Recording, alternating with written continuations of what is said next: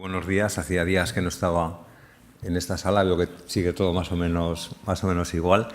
Bueno, lo primero que quiero decir es que para Chunta Aragonesista que el presidente del Gobierno de Aragón se reúna con todos los grupos parlamentarios no solo es algo muy positivo, sino que es reflejo de normalidad democrática, debería ser más normal. Así que espero que esta reunión, que se ha convocado por un motivo muy concreto, la reunión que tiene el presidente de Aragón con el presidente de España, se repita en el futuro. Yo creo sinceramente que suele ser más útil para cualquiera hablar con gente con la que no estás de acuerdo en todo que hablar con la gente en la que coincides en todas las cuestiones. Así que creo que para el presidente y desde luego también para los grupos parlamentarios es enriquecedor. Desde Chunta Aragonesista hemos venido con un espíritu absolutamente constructivo y de colaboración. Somos aragonesistas, queremos lo mejor para Aragón, respeto institucional al presidente que haya en cada momento en España y en Aragón. Pedimos el mismo respeto también al presidente que haya desde otras opciones políticas y hemos venido, como digo, aceptando ese llamamiento a colaborar. Nosotros hemos trasladado al presidente Azcón que ahora mismo para nosotros la clave, lo fundamental, lo esencial, sin duda, es la financiación autonómica. Para nosotros no hay duda de que ese es el meollo de lo que el presidente Azcón tiene que trasladar el día 11 al presidente Sánchez. Y esto no va solo de rechazar lo que estamos llamando financiación singular de Cataluña. No basta con eso. Si nos quedamos ahí, habremos perdido una grandísima oportunidad. Por fin parece que se abre el dique de la financiación autonómica y tenemos que aprovecharlo. Rechazamos ese pacto y hemos sido muy claros en Chunta Aragonesista, no porque sea singular, no porque sea bilateral, lo rechazamos porque es exclusivo y excluyente y entendemos que perjudica a Aragón. Pero insisto, eso no es lo más importante ahora mismo. Lo más importante es aprovechar la situación para exigir un nuevo sistema de financiación autonómica que sea justo para Aragón, que nos garantice suficiencia financiera, que dispongamos de recursos suficientes para cubrir nuestras competencias, que son la esencia del estado del bienestar. Que las comunidades autónomas dispongan de fondos suficientes es lo que determina que la gente reciba mejores o peores servicios públicos y que garantice también autonomía financiera, que podamos tomar decisiones. Y es que sin suficiencia y sin autonomía financiera no hay autogobierno político. Por lo tanto, eso es lo que queremos, le hemos pedido al presidente que traslade ese nuevo sistema de financiación, que claro que tiene que desarrollarse en un ámbito multilateral. Eso no decimos que no, que tiene que negociarse, pactarse en el Consejo de Política Fiscal y Financiera, con arreglo a los criterios que marca el Estatuto de Autonomía de Aragón, de esfuerzo fiscal, de nuestra estructura demográfica y poblacional, pero eso no implica que renunciemos a la bilateralidad. Le hemos pedido al presidente que no renuncie a la bilateralidad, que exija respeto a las peculiaridades de bilateralidad que recoge el Estatuto de Autonomía. El Estatuto regula la Comisión Mixta de Asuntos Económico-Financieros Aragón-Estado, no podemos renunciar a ella y, sobre todo, lo que nos garantiza es ese acuerdo bilateral económico-financiero con el Estado, que ya me gustaría que pudiera ser una hacienda foral. Ya ha dicho el Tribunal Constitucional que no puede ser, pero lo que no podemos entender es que es un acuerdo que se diluye en un acuerdo global. El Estatuto es muy claro, los recursos a los que tiene derecho Aragón son los del sistema de financiación común y además de eso, el acuerdo bilateral. Esto es lo que hemos trasladado, mayor capacidad normativa en los tributos, que no tengan miedo, le he trasladado al presidente a pedir que tengamos una agencia tributaria propia en Aragón. En primer lugar, porque lo reconoce también el Estatuto, no es cosa de Chunta Aragonesista. Y en segundo lugar, porque sería muy bueno que tuviéramos también más capacidad de gestión, que los ciudadanos sepan a quién pagan los impuestos. Y esto sería factible con un consorcio entre el Estado y las agencias tributarias de las diferentes comunidades autónomas. Como os digo, hemos hablado mucho de financiación autonómica. Hemos hablado también de infraestructuras. En infraestructuras hemos hecho un repaso, evidentemente, a las autovías pendientes, etcétera. Les hemos trasladado que es el momento de Canfranc, se han dado pasos. Empezamos a recoger los frutos del trabajo intensísimo que hicimos la pasada legislatura y la anterior, con el estudio informativo para la reapertura del túnel, con Francia, que va dando pasos pero muy lentos, y lo que le hemos pedido es que pida al Ministerio que se agilice todo y que pida a Francia que se agilice mucho más la reapertura de Canfranc, y al Ministerio el Cantábrico Mediterráneo. El Cantábrico Mediterráneo transcurra solo por territorio español es una infraestructura de dimensión europea y hay que verla con una visión global. Canfranc es lo que da sentido al Cantábrico Mediterráneo, el Cantábrico Mediterráneo es lo que da sentido a Canfranc. Le hemos pedido también que se implique y pida al Ministerio que exija una rápida resolución a nuestras conexiones internacionales. Somport, no puede ser que Somport siga cerrado, el perjuicio es inmenso y por lo tanto hemos pedido también que ahí el presidente lo traslade nuevamente, me consta que lo ha trasladado al ministro, que lo traslade nuevamente al más alto nivel al presidente de España, que no puede ser que nos quedemos como espectadores a ver lo que tardan en Francia, no puede ser. Le hemos mostrado nuestro apoyo para pedir al Gobierno central que se amplíe el FITE, que haya mayor aportación de FITE. Ahora es muy fácil de explicar. Si desde el Gobierno central el presidente Sánchez ha dicho que están dispuestos a incrementar los fondos de compensación interterritorial de los que estamos excluidos, y precisamente porque estamos excluidos se creó el FITE, pues si se incrementan los fondos de compensación interterritorial sería absolutamente injusto que nos incrementara también el FITE, evidentemente, y ahí está el compromiso del Gobierno de Aragón, en la misma medida el Gobierno, y revisando si es necesario el funcionamiento. También las ayudas al funcionamiento para la provincia de Teruel, mayor cantidad económica, mayor porcentaje, hasta el 20% de deducción. Bueno, son cuestiones que ya se habían planteado. Y, por último, le hemos planteado desde Junta Aragonesista dos cuestiones que afectan directamente a las competencias estatales. En primer lugar, el desarrollo de las renovables. Las grandes infraestructuras de renovables no son competencia del Gobierno de Aragón, son competencia del Gobierno central, son competencia del Ministerio. Ahí está el nudo Mudéjar. No puede ser que no haya coordinación. La propia directora general de Energía y Minas, en su comparecencia en la Comisión de las Cortes, reconoció que no hay información desde el Gobierno central, que tienen la misma información que cualquiera con los medios de comunicación. Le hemos trasladado que pida al presidente del Gobierno de España que haya máxima coordinación para el desarrollo de las renovables y también máxima sensibilidad. Aragón queda muy lejos de Madrid, Teruel queda muy lejos de Madrid, Zaragoza, el Pirineo, pero que le pida al Gobierno central que escuche al territorio, que escuche nuestra decisión de cómo queremos el futuro de Aragón para que las infraestructuras de renovables, que son las más grandes, más de 50 megavatios y mayor impacto medioambiental, social, etcétera, que haya sensibilidad en Madrid. Y, por último, una cuestión en la que discrepamos, pero que pensábamos que desde Junta Aragonesista teníamos la obligación de trasladar al presidente. Le hemos dicho que no reclame Viscarrués. Pensamos que es una barbaridad seguir hablando en pleno siglo XXI de Viscarrués, que representa la política hidráulica del siglo XIX. Hay ya dos sentencias, Audiencia Nacional, Tribunal Supremo, que lo descarta. El impacto social, territorial, económico para la pequeña economía y gran economía que se genera en torno al río es importantísimo. Por lo tanto, lo que hemos planteado es, una vez más, el rechazo de Junta Aragonesista a Viscarrués y la necesidad de hacer una política hidrológica digna de un Estado que tiene valores no solo ecológicos, sino también de respeto social y territorial en su actuación. Es una reunión que se ha desarrollado, como no podía ser de otra manera, con máxima cordialidad. Yo creo que es muy sano en política pensar diferente y es muy sano en política y necesario respetar que el otro piense diferente que tú. Pero cuando nos ponemos a defender a Aragón, en el 95% de las cuestiones estamos de acuerdo y hoy lo hemos constatado.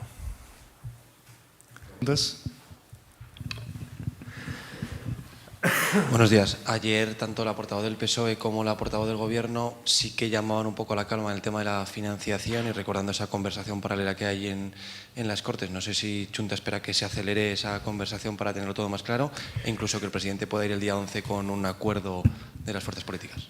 Lo importante es hacer las cosas bien y no hacerlas rápido. Es cierto que tal como se han desarrollado las cosas en materia de financiación autonómica, todo se ha amontonado un poco de alguna manera. O sea, estamos en paralelo en tres procesos diferentes. Por un lado, estamos con la comisión de estudio del nuevo modelo de financiación autonómica que la propuso Chunta Aragonesista hace un año. Y hemos empezado ahora los trabajos porque se esperó a terminar la comisión de investigación. Ahí vamos trabajando. Ese es un ámbito en el que habrá que hablar de cosas más técnicas. En paralelo estamos trabajando con ese acuerdo político con vocación de abrirse también a la sociedad que se planteó desde el Gobierno y que compartimos. Creo que es bueno que se reediten los grandes acuerdos que hubo ya en Aragón en materia de financiación, acuerdos no solo políticos, sino también sociales. Aprovechar la estela que dejó el anterior Gobierno con la declaración de Santiago, la declaración de Zaragoza con otras comunidades autónomas, y eso sigue también sus pasos. Realmente nos estamos reuniendo prácticamente los mismos días en los dos ámbitos. Y un tercer ámbito es el de la reunión de los dos presidentes, ¿no? Yo creo que son ámbitos distintos y que tienen que ser coherentes y compatibles, pero no tienen por qué necesariamente confluir. Si el acuerdo político está antes del 11, perfecto. Si no está antes del 11, creo que tampoco pasa nada. Si la comisión de estudio pudiera llevar un dictamen al próximo pleno, sería perfecto. Y si no se lleva, no pasa nada. Y el día 11 sí que tiene que ir el presidente Azcón a hablar con el presidente Sánchez, ¿no? Pero, como digo, son tres procesos diferentes, paralelos, que tienen que ser coherentes, pero que de verdad creo que cada uno tiene una razón de ser, pero incluso un contenido distinto. Pues muchísimas gracias.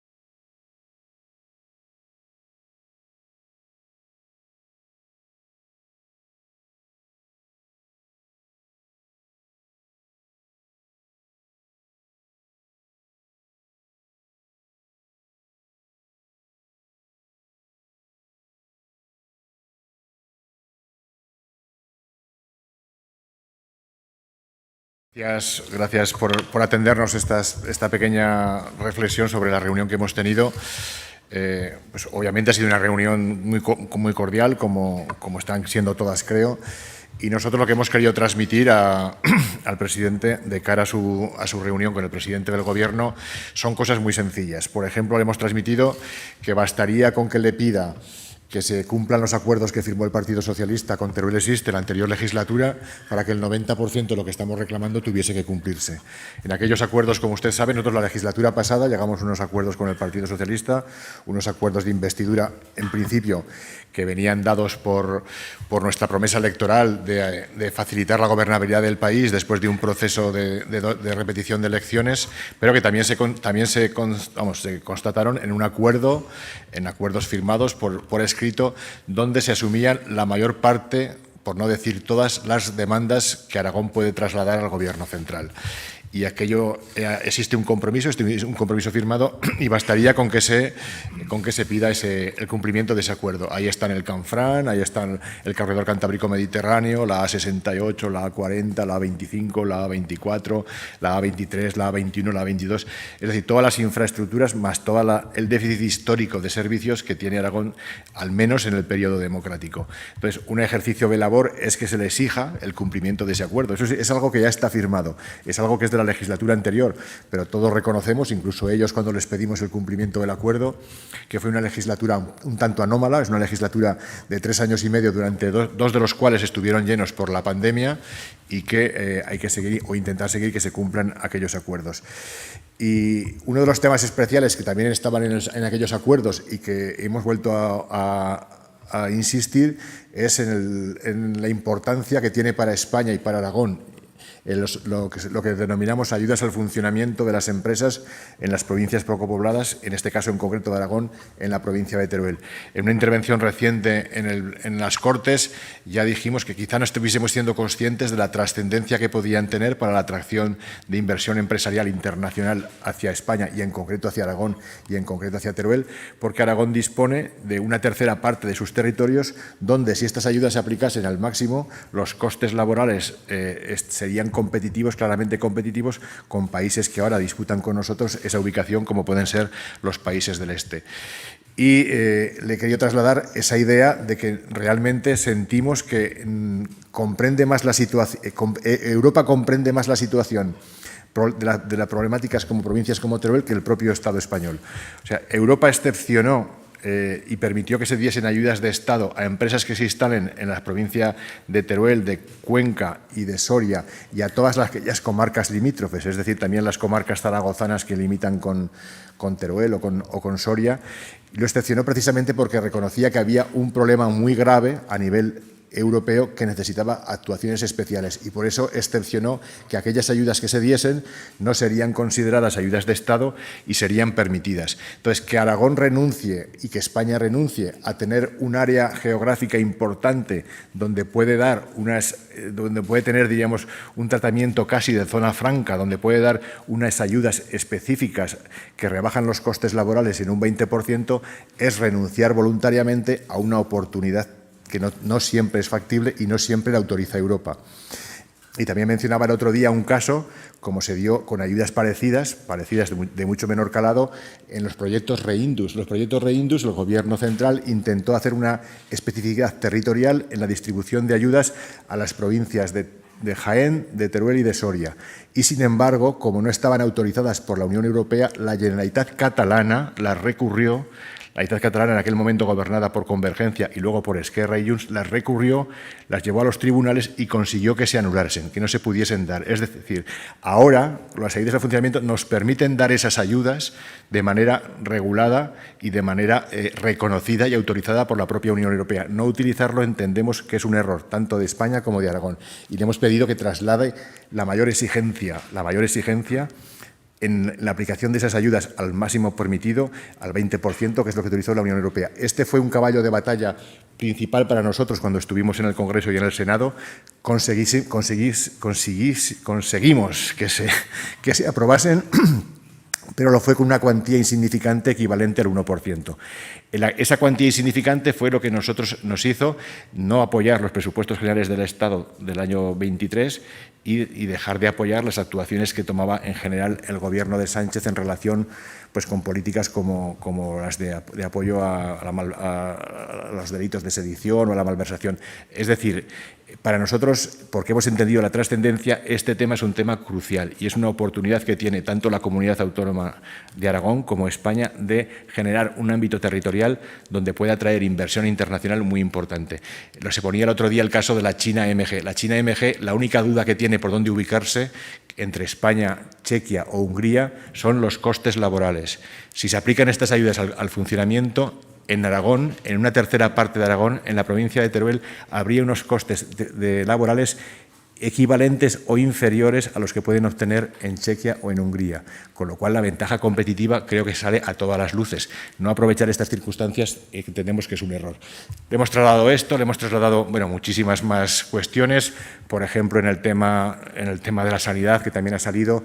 Es evidente que el problema fundamental es que no hay médicos suficientes, pero también es evidente que nosotros, si vamos a exigir ese tipo de formación al Estado de manera realmente exigente, por lo menos a nivel autonómico deberíamos hacer caso a planteamientos como nosotros hemos defendido en las Cortes recientemente, pues de crear un gran acuerdo social y político en pro de la recuperación de la trascendencia de la atención primaria. Ese acuerdo aragonés nos daría mucho más fuerza para luego trasladarlo al Estado. Y básicamente pues hemos hecho un repaso de las infraestructuras que tiene pendientes Aragón, de los déficits históricos que hay con la provincia de Teruel, pero también con muchísimas otras comarcas que tienen un problema demográfico muy importante. Sin embargo, ha salido una reflexión que creo que es muy evidente. Tras 44 años de democracia, España no ha conseguido que un territorio suyo como la provincia de Teruel siga perdiendo población. No ha conseguido frenarlo. Y eso, en una sociedad como la española, que es la octava economía del mundo, y en una comunidad como la aragonesa, también pujante entre las españolas, es algo que no es admisible. O sea, algo estamos haciendo mal para que no consigamos frenar ese declive demográfico de 15.000 kilómetros cuadrados de nuestro territorio, de toda la provincia de Teruel, con lo que todo eso conlleva no solo es de pérdida de población, es pérdida de patrimonio, de historia, de tradiciones, y creemos que es factible. Nos han trasladado, nos ha dicho que todas estas cuestiones van a estar en la mesa. Nosotros creemos con que le exigiese que cumpla el acuerdo que firmó con Teruel Existe sería suficiente. Muchas gracias. Si queréis alguna pregunta. Yo, dos cuestiones. La primera sobre el acuerdo que ha mencionado con Pedro Sánchez. No sé hasta qué punto se puede cumplir. No lo cumplió en su momento cuando Teruel Existe estaba representado en el Congreso. Ahora que Teruel Existe no está en el Congreso, parece más complicado. Y en segundo lugar, no sé si han hablado de materia de financiación, que es otro de los grandes debates que hay ahora en la comunidad. Sí, obviamente el cumplimiento del acuerdo que se firmó la legislatura pasada parte de la voluntad de que el otro la quiera cumplir, ¿no? Simplemente es digamos, una deuda moral que el anterior gobierno tendría con Teruel Existe, porque son acuerdos, no solo el acuerdo de investidura, son acuerdos que luego hubo parlamentarios, algunos de mucho calado, como por ejemplo la recuperación del Museo Nacional de Etnología en Teruel, que le hemos vuelto también a recuperar, pero obviamente ahora parte solo del compromiso moral del Gobierno de hacerlo. Nosotros sí que hemos trasladado a todos los ministerios que entendemos que esos compromisos están vigentes.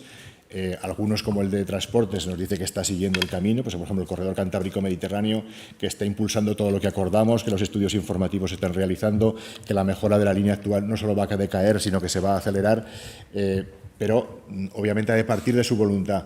No obstante, nosotros también tenemos la capacidad de presionar para que esto sea así, y lo que pedimos al Gobierno de Aragón es que presione para que esto sea así, ¿no?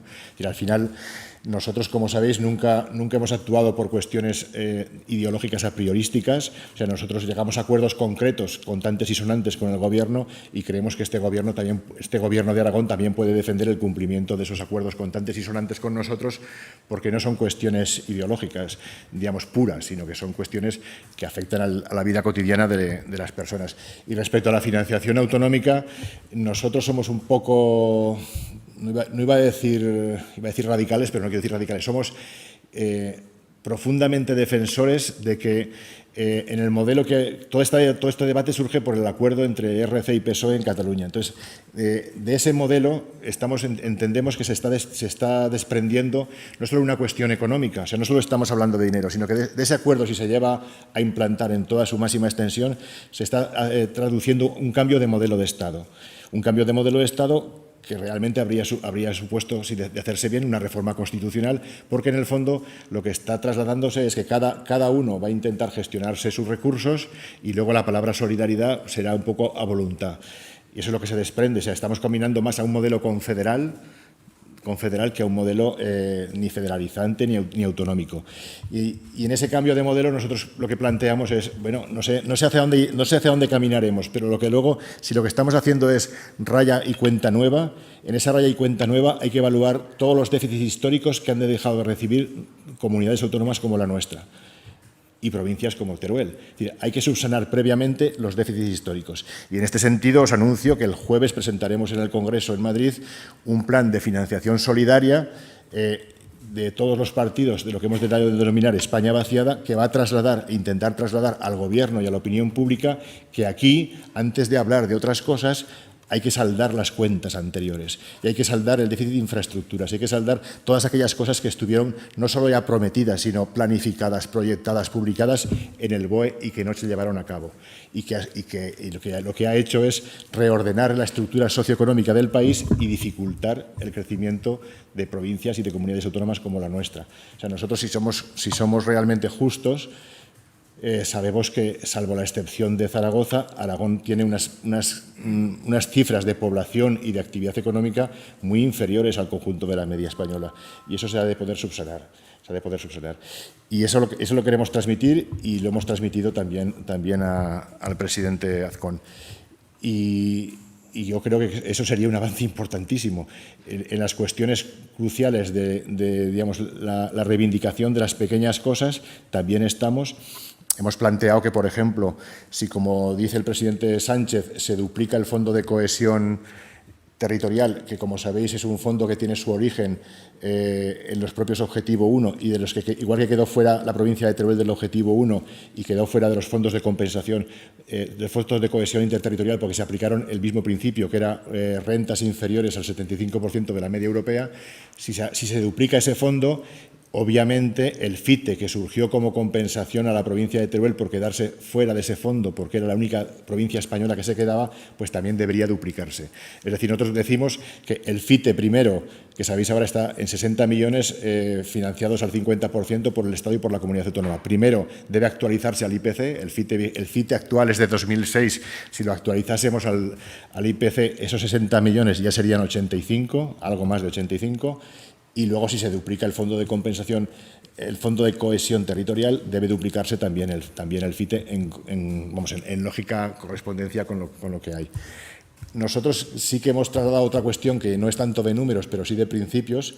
Creemos que lo que es el debate de financiación autonómica, por ser autonómica, no debe camuflar la realidad socioeconómica de la mayor parte del país. Es decir, el análisis es muy distinto en España si se hace por NUT 2, que son las autonomías, o si se hace por NUT 3, que son las provincias. Cuanto más descendemos en el análisis, la aproximación a la definición de la realidad es más certera.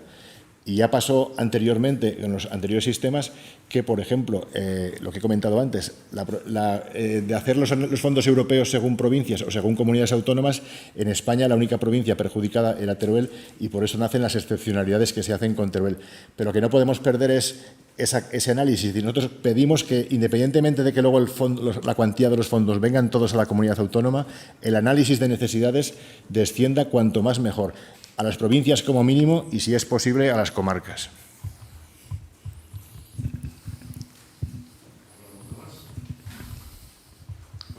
Muy bien, pues muchas gracias a todos. Hasta luego.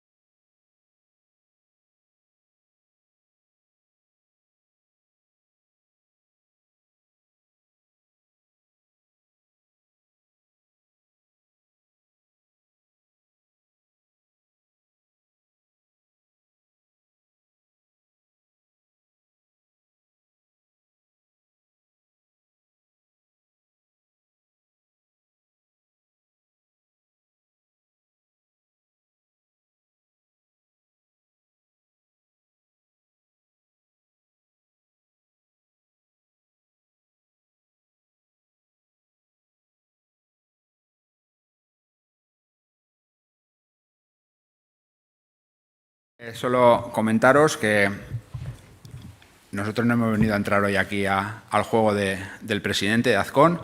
Azcón, con estas reuniones, lo que está echando la pelota a los partidos.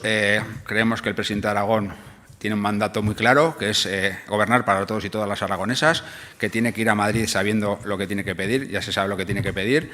Sobre todo, mirar por Aragón, no le queda otra que mirar por Aragón, dejar de mirar a estas comunidades autónomas de alrededor como hermanos pequeños. Aragón somos más que ellas, tiene que ir a Madrid sabiendo que tiene que traer la mejor propuesta para Aragón.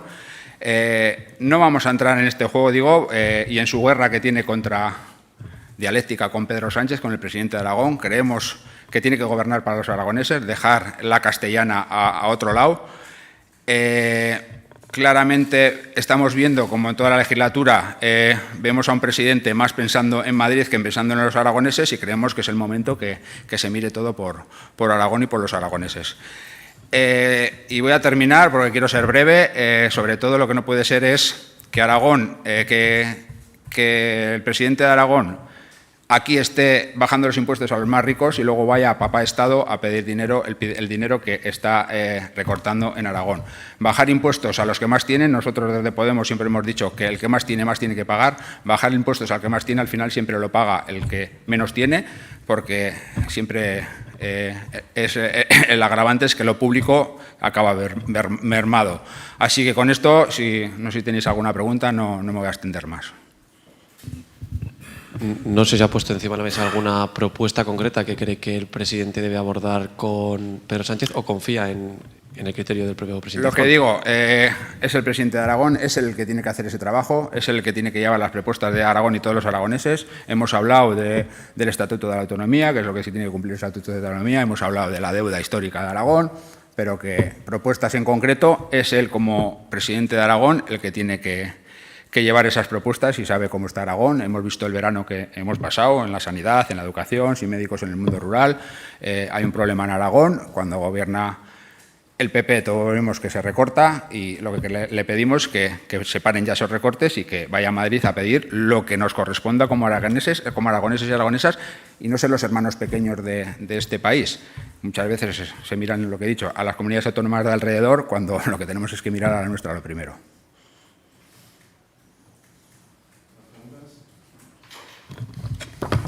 Muchas gracias.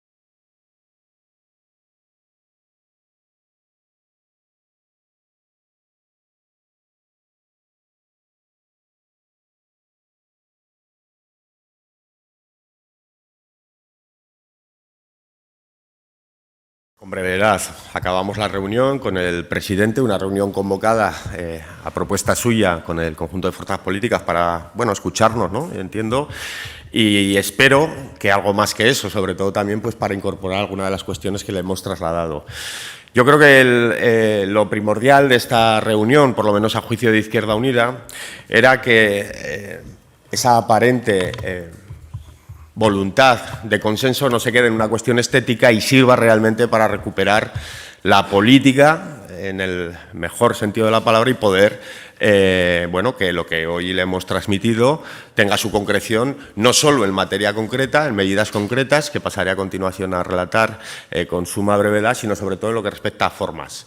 Porque hasta este momento, y así se lo he trasladado también al presidente, la actitud del Gobierno de Aragón como ariete contra el Gobierno de la Nación desdibujaba con claridad el hecho de que era el presidente de Aragón y no el presidente del Partido Popular el que ocupaba la tribuna, en este caso concreto, en las Cortes de Aragón o en la presidencia del Pignatelli.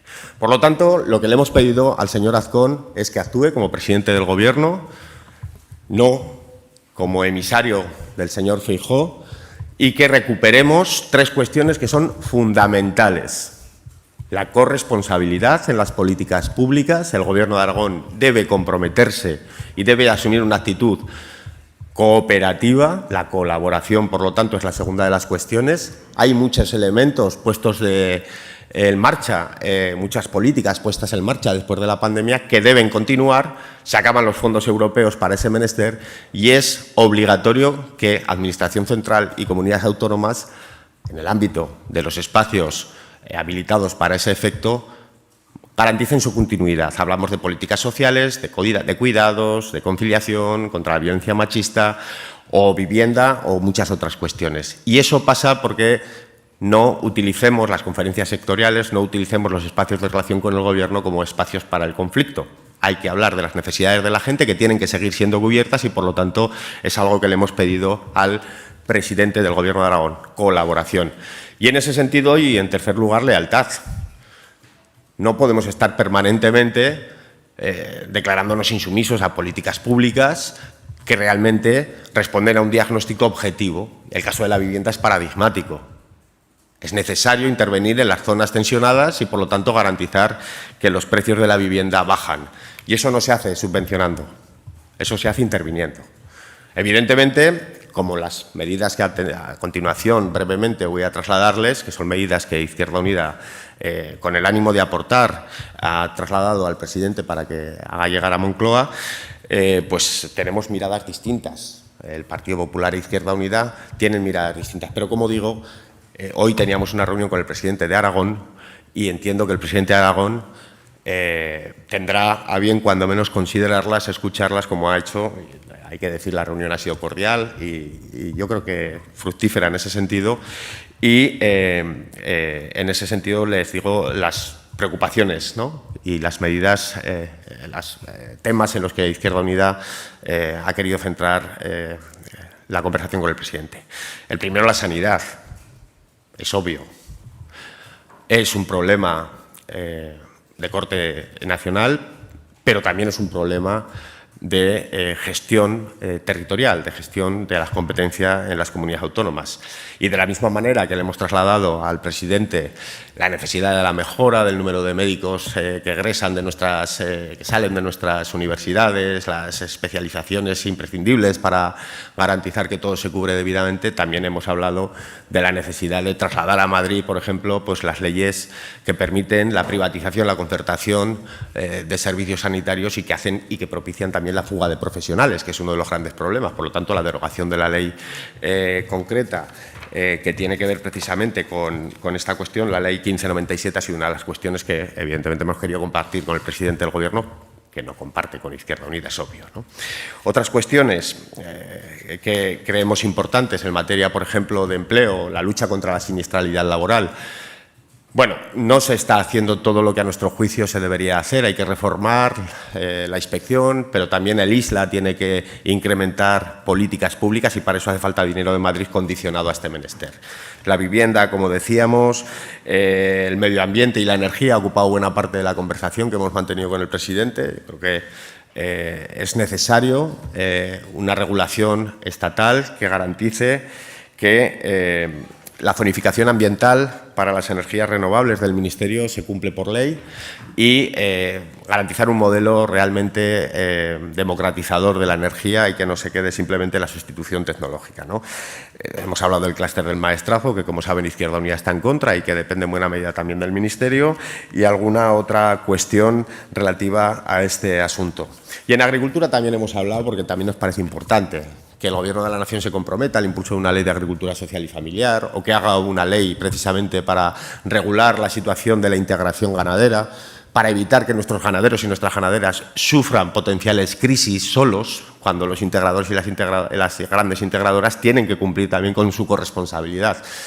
Todas estas cuestiones que eran de diagnóstico sobre los problemas que Izquierda Unida contempla, ¿no?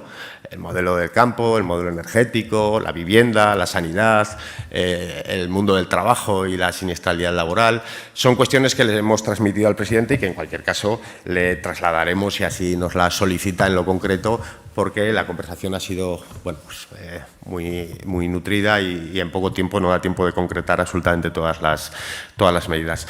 Pero el resumen fundamental es que Izquierda Unida le ha pedido al presidente del Gobierno de Aragón que abandone la senda de la confrontación con el Gobierno de la Nación y abogue por la corresponsabilidad, la colaboración y la lealtad, siempre desde la firmeza y siempre desde la voluntad de la defensa de los intereses de los y las aragoneses y nuestro territorio. Si tienen alguna cuestión. ¿No han hablado de financiación autonómica? Sí, hemos hablado, en cualquier caso, yo creo que las posiciones estaban tan tremendamente claras ya de antes de empezar con respecto a los modelos de financiación, también en lo que respecta a los puntos de acuerdo y de consenso. Yo creo que en Aragón tenemos un consenso clarísimo en lo que respecta a la consideración de las singularidades propias de nuestro territorio para determinar lo que es el coste de los servicios efectivos, es decir, el debate que ya tuvimos sobre los criterios para determinar la población ajustada en la anterior legislatura. Yo creo que ese es el grueso de los consensos evidentes, pero bueno, es un debate que, como bien saben, Izquierda Unida siempre ha situado en su origen. Hace 10 años que caducó este modelo de financiación y nosotros y nosotras consideramos que es momento de plantear uno nuevo.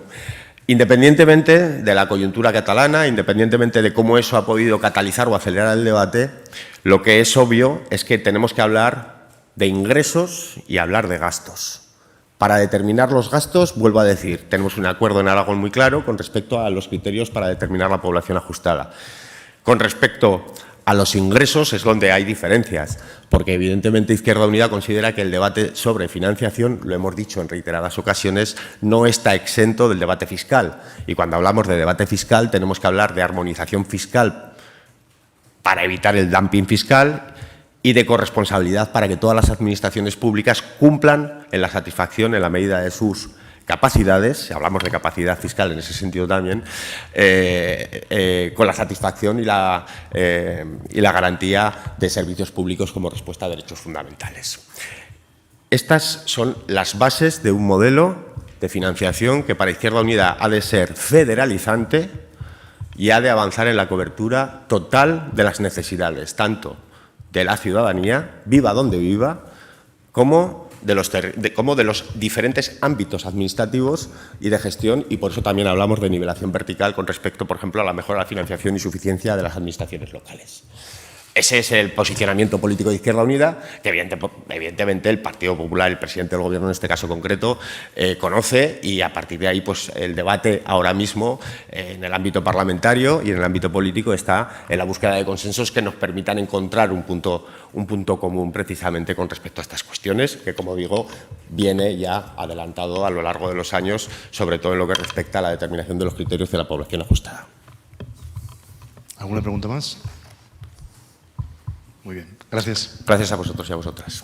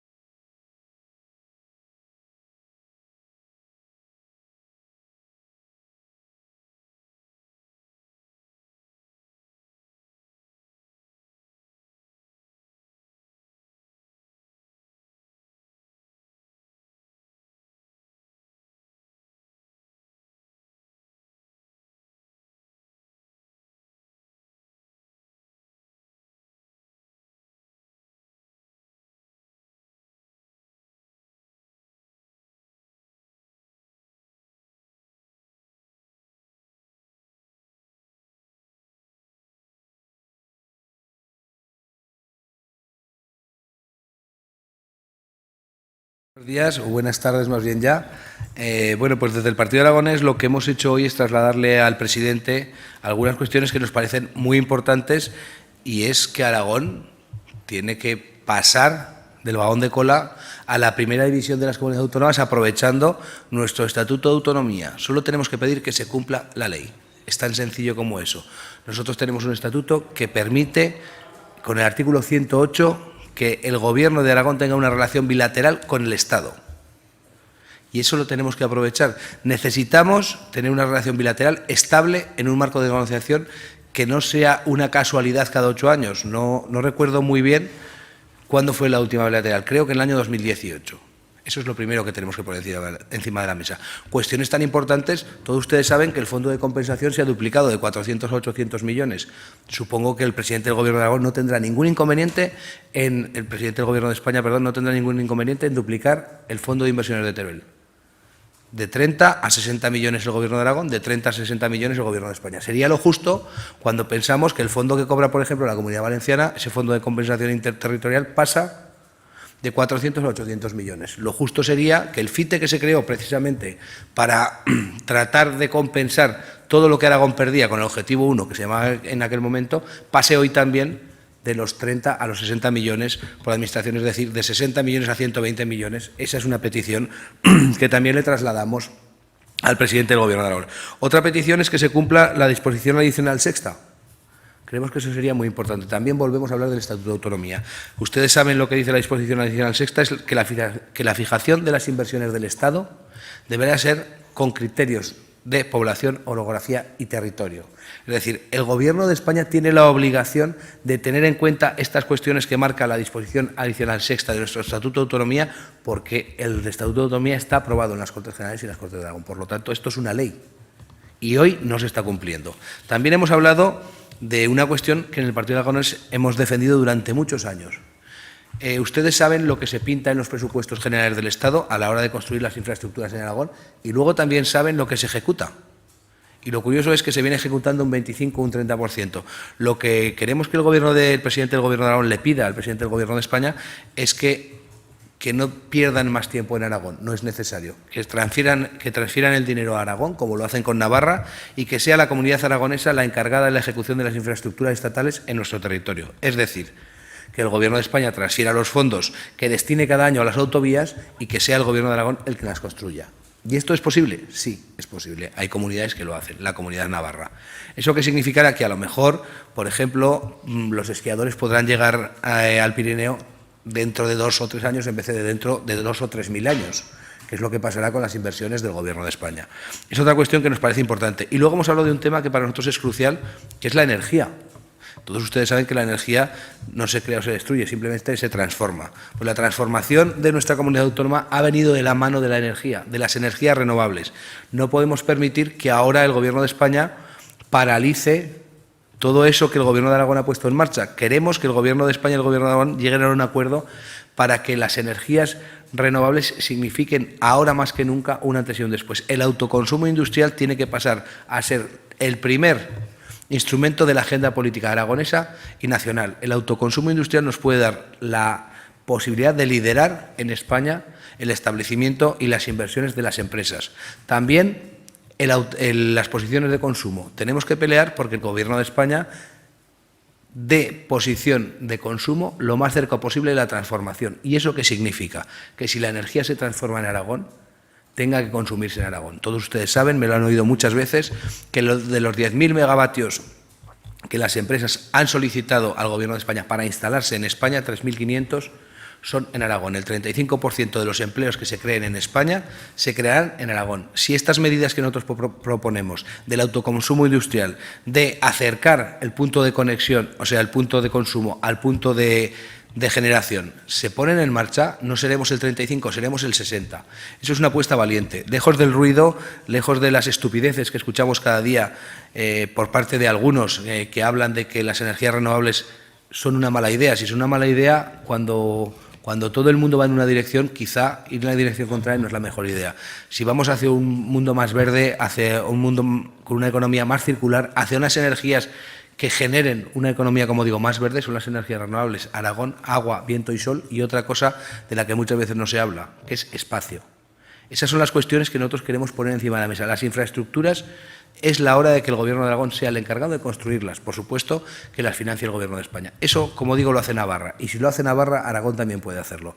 Ya es hora. Si os dais cuenta y si repasáis los presupuestos, creo que es importante, y lo repito porque creo que es muy relevante, hoy la ejecución presupuestaria de las obras del Ministerio en Aragón nunca supera el 30, el 35%. Aún recuerdo de 135 millones que pactó el Partido Aragonés en el Senado, la ejecución fueron 16.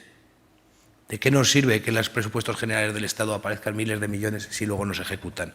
Por lo tanto, como digo, nuestras aspiraciones son claras. Nosotros queremos que se explote al máximo el artículo 108, queremos que se hable con el Gobierno de España de una hacienda foral aragonesa, lo permite nuestro Estatuto de Autonomía. Ya sé que alguno dirá que es que el Tribunal Constitucional ha dicho nuestro Estatuto de Autonomía, nuestro derecho foral, nos permite explorar esa vía y debemos hacerlo.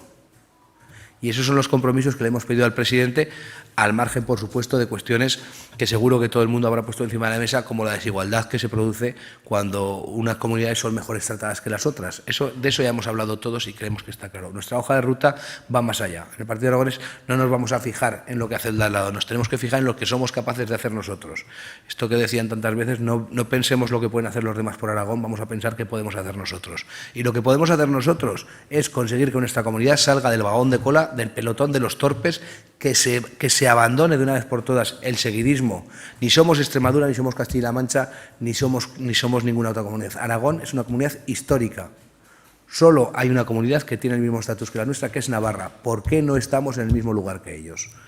Y quedo a vuestra disposición para preguntas y para lo que pueda resolveros, si es que puedo hacer resolver algo. ¿Listo? Pues muchas gracias.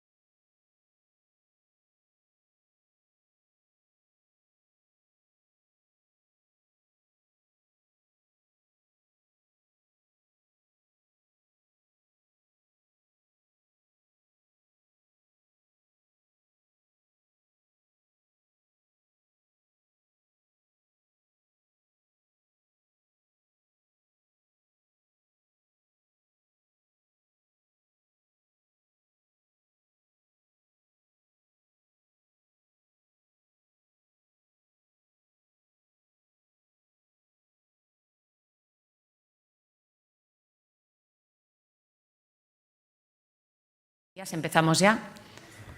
Buenas tardes ya. Bueno, yo es que no he comido, o sea que vosotros tampoco, o sea que se puede decir buenos días. Buenos días a todos y gracias por esperar hasta esta ronda que ha concluido esta mañana con los grupos parlamentarios que han ido compareciendo para exponer cuáles han sido sus posiciones. Si algo tenemos que destacar es el mismo ambiente cordial y propositivo que se inició ya ayer, y yo destacaría principalmente tres cuestiones. Por un lado, la filosofía del presidente del Gobierno de Aragón de escuchar a todas las formaciones del Parlamento, que representan también la voluntad política de todos los aragoneses, y tratando, como digo, de escuchar a todas las formaciones políticas, incorporar también para esa próxima reunión con el presidente de España todas aquellas propuestas y reivindicaciones que suman la defensa de los intereses de todos los aragoneses. Yo creo que es lo más importante, una filosofía de escucha, una iniciativa de visibilizar la salud democrática que en Aragón pues corresponde a todas las formaciones políticas. En segundo lugar, podemos decir que ha habido una coincidencia en las propuestas de las diferentes formaciones políticas con las prioridades del Gobierno de Aragón. Identificar todos aquellos temas estructurales que más interesan a los aragoneses y que además podemos decir que van a contribuir a llevar ante el presidente de España, ante el presidente Sánchez, un 90% de consenso en relación a estos temas que son prioritarios. La identificación de estos temas pues han sido principalmente la sanidad, la energía, la financiación, aunque, como hemos dicho, hay otro foro en estos momentos para alcanzar ese acuerdo que se está llevando a las Cortes, la despoblación, con las ayudas al 20%, fundamentalmente para la provincia de Teruel y también para el FITE. Ha habido una coincidencia en todas las formaciones políticas en el que, tal y como ya anticipó el presidente la semana pasada en el Parlamento, la intención de solicitar el incremento del FITE, por lo menos en el mismo porcentaje en el que se ha anunciado desde el Gobierno de España del Fondo de Compensación Interterritorial. Si se va a incrementar, si se va a duplicar, también corresponde hacerlo al FITE, que fue el fondo compensatorio, y que, por lo tanto, como digo, no solamente ese incremento, sino además actualizarlo año a año, y ha sido también una coincidencia de todas las formaciones políticas y, lógicamente, pues también las infraestructuras, infraestructuras que son históricamente reclamadas y que tienen mucho que ver con el desarrollo, con las inversiones y con la seguridad también de todos los aragoneses. Por lo tanto, lo tercero que destacaríamos, además de esa filosofía del presidente del Gobierno de Aragón de escuchar a todas las formaciones parlamentarias, de llevar a cabo una identificación de los problemas y que quedándonos con todo aquello que suma, independientemente de que pueda haber habido discrepancias, pues con Chunta en materia de Viscarrués, con Izquierda Unida, lógicamente, en materia fiscal, pero yo creo que ha habido un respaldo muy importante a esas prioridades y a esos temas que se quieren llevar a esa reunión. Y en tercer lugar es hablar de los problemas reales de todos los aragoneses. Eso ha sido también una tónica coincidente. Problemas reales, aquellas cuestiones que son realmente la política útil a la que nos debemos todos los partidos políticos y que han sido también el centro de las reuniones que se han mantenido con todas las formaciones políticas. Por lo tanto, un balance positivo.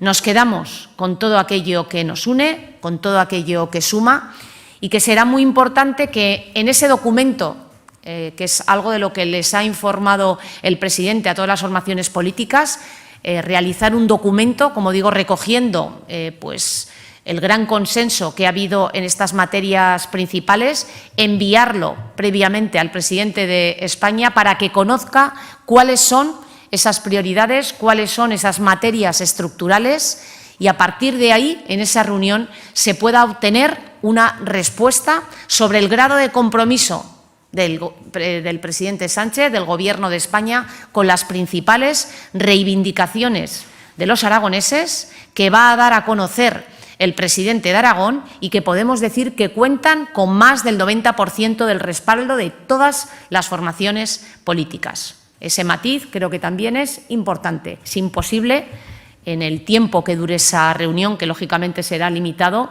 transmitir cuál es la situación de Aragón, cuáles son sus principales reivindicaciones y por ello se enviará desde el Gobierno de Aragón un documento con esos principales temas y donde, como he dicho, incorporará el alto grado de consenso que han dejado patente todas las formaciones políticas para que en esa reunión, en esa hora y pico que dure el encuentro con el presidente Sánchez, sí que se pueda escuchar cuál es el grado de compromiso, el grado de implicación en los principales problemas o temas de interés de todos los aragoneses. Eso es lo que hemos tratado y, como digo, se mantiene el mismo tono cordial y propositivo de las formaciones políticas con las que nos hemos reunido hoy. Y ahora ya, si tienen alguna pregunta. Sí, dos cuestiones. La primera, si ya tienen fecha para enviar ese documento al presidente Sánchez. Es verdad que la reunión es la semana que viene. Y por otro lado, si esta reunión, este acercamiento, tanto en este foro como en la financiación, es un poco un punto de aparte de la relación con la oposición durante este año, que se había denunciado por ambos lados, tanto gobierno como oposición, un clima un poco enrarecido en las Cortes. Bueno, a ver, con respecto a ese documento, pues lógicamente había ya unas prioridades en las que llevaba días trabajando el Gobierno de Aragón. Se incorporarán las propuestas que han hecho las formaciones políticas o con los matices que han incorporado, porque, como digo, gran parte de ellas coinciden con las prioridades que ya el Gobierno de Aragón había plasmado en ese documento. Y esta misma semana pues se enviará al Gobierno de España, porque la reunión es el día 11, es ya la semana que viene, y por lo tanto lo que queremos es que haya un estudio, un análisis para tener una respuesta clara del presidente del Gobierno sobre el grado de compromiso para resolver estas cuestiones.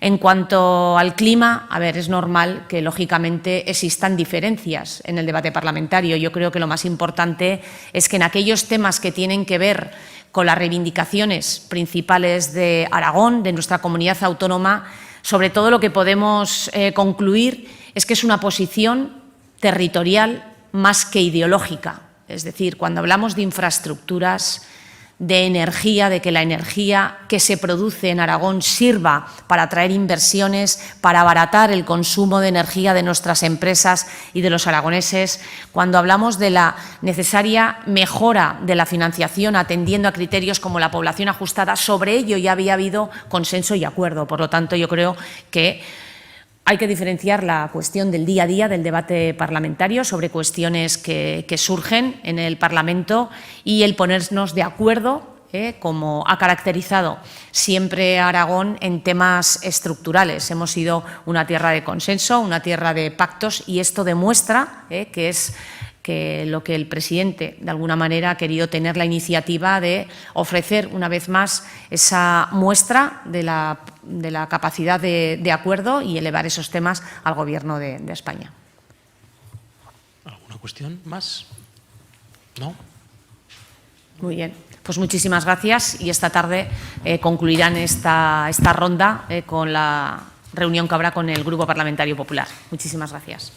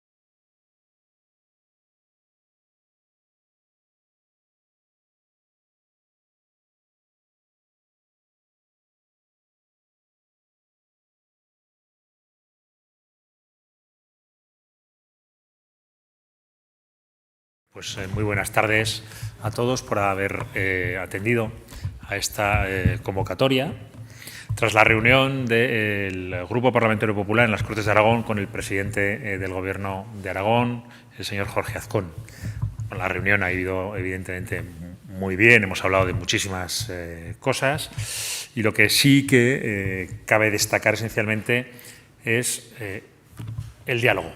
El diálogo, el esfuerzo que se está haciendo por parte del Gobierno de Aragón por reunir a todos los grupos parlamentarios, por escuchar las propuestas que tienen todos los grupos parlamentarios, por consensuar las propuestas que se van a llevar a la reunión que tenga el señor Azcón con el señor Sánchez el próximo 11 de octubre, y es ese diálogo, esa forma de hacer política, de recibir, de escuchar, de trabajar, que siempre ha caracterizado al Gobierno de Aragón y más especialmente a partir de ahora.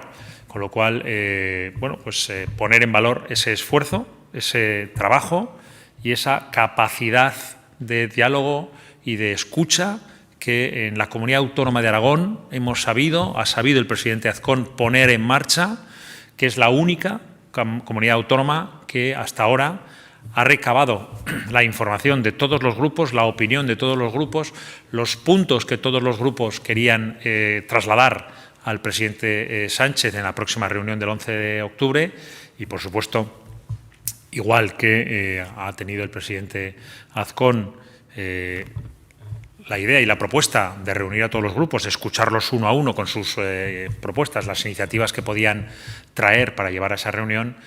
Evidentemente, comparecerá también al término de la reunión, pedirá su comparecencia en las Cortes para trasladar a todos los grupos parlamentarios, ya en sede parlamentaria, cómo ha ido esa reunión y los acuerdos que se han podido llegar o las ideas que se han podido obtener tras esa reunión.